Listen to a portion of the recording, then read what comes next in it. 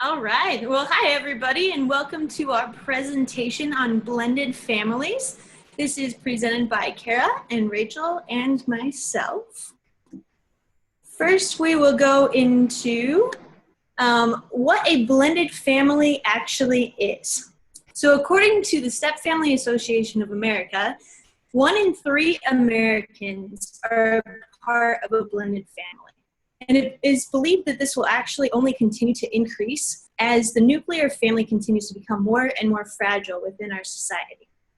This means that at least 1 out of every 3 individuals in America are affected by the challenges and stresses that come with maintaining old family bonds while trying to navigate the creation of new ones. Now, oftentimes this battle or uphill struggle begins with the label and terminology itself.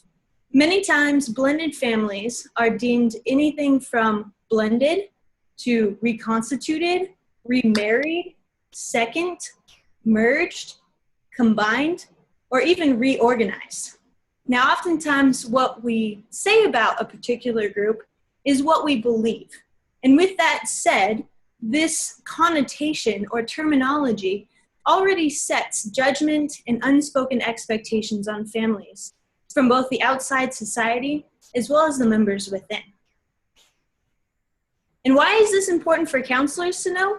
Well, if we look at the statistics, that means that 1 in every 3 clients that a counselor sees is a part of a blended family.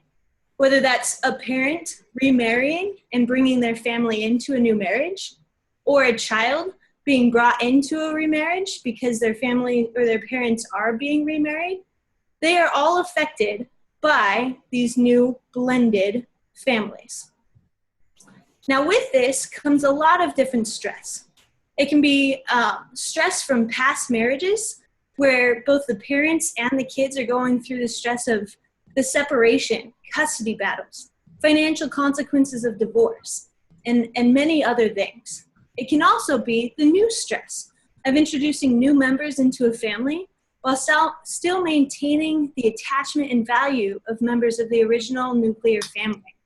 This includes rivalry, jealousy, fear of being replaced, feeling forgotten and lost, and many times it can even be almost a culture shock of being in a new family where everything is just unknown. With that said, it is absolutely imperative that individual counselors and licensed marriage and family counselors are not only aware of, but educated in navigating these waters with their clients, both before the new marriages begin, as well as in the midst of these new marriages. In a study in 2012, it was noted that half of first-time marriages end in divorce. But then that bumps up to 67% from second-time marriages and 73% in third-time marriages, which only goes to show how important it is for new blended families to have support and guides in understanding how to navigate these new places. Next, we will hear from Rachel as to how these blended families relate to how minorities deal with such issues. All right. So as Alyssa said, blended families affect 1 in 3 of clients that we'll probably be dealing with. And not only will they be dealing with obstacles in creating a new sense of routine and stability in their family, but these obstacles are often even greater when a minority population is in hand. And so this can be because of sexual identity changes within the family unit or the parental unit. This can be because of new interracial relationships and because of the societal prejudices that they face. And children of the minority groups are often the most vulnerable to feeling lonely and alone when the families are reoriented and blended because they have the least established support systems. And so it's really important for counselors to be aware of this because all of these things play a huge part into the new reconstituted family or the new blended family. And children often experience the these hardships the most because they're most vulnerable. And so it's really important as counselors for us to be aware of how different people are experiencing life and how the realities are different within each blended family. And next to Kara.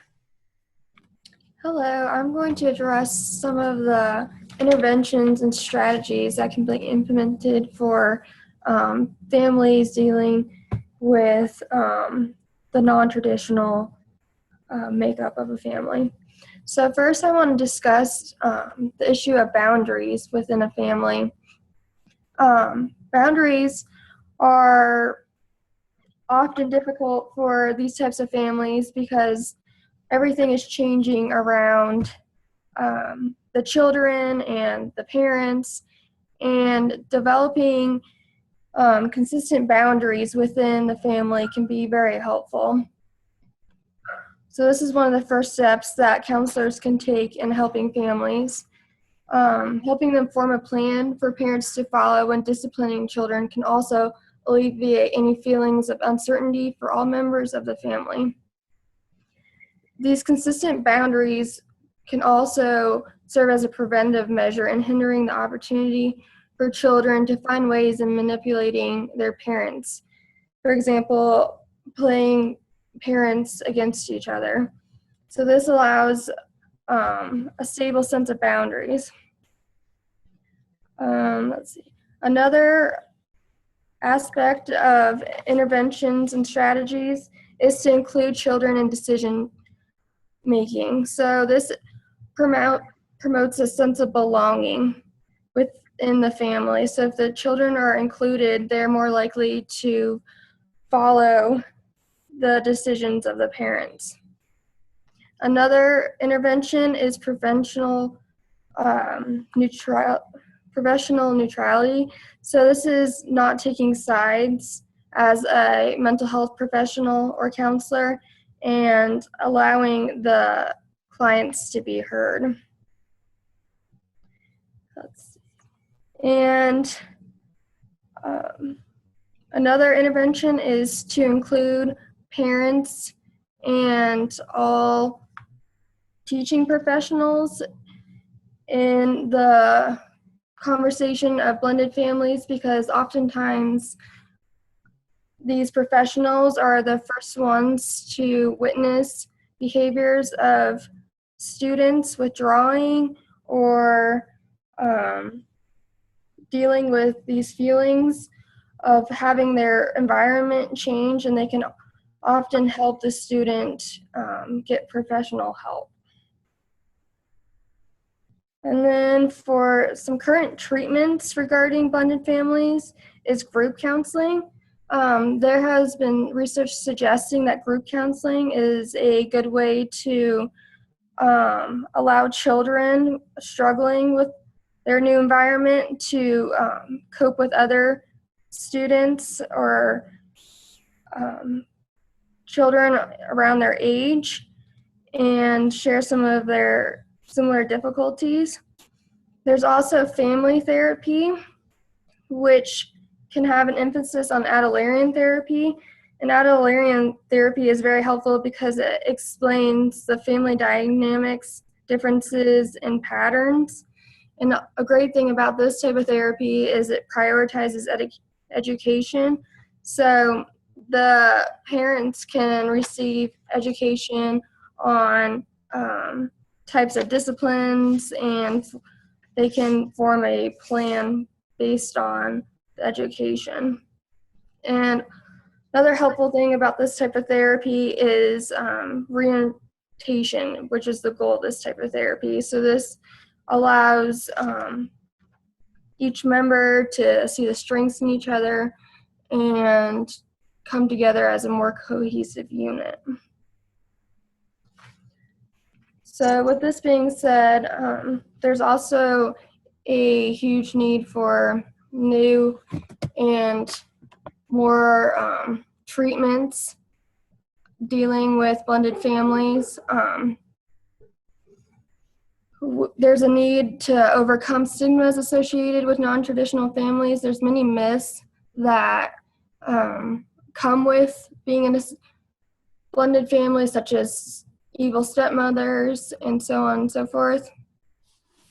And as blended families become more common, we need more resources for them and to continue to gain an understanding on the impact of the members involved.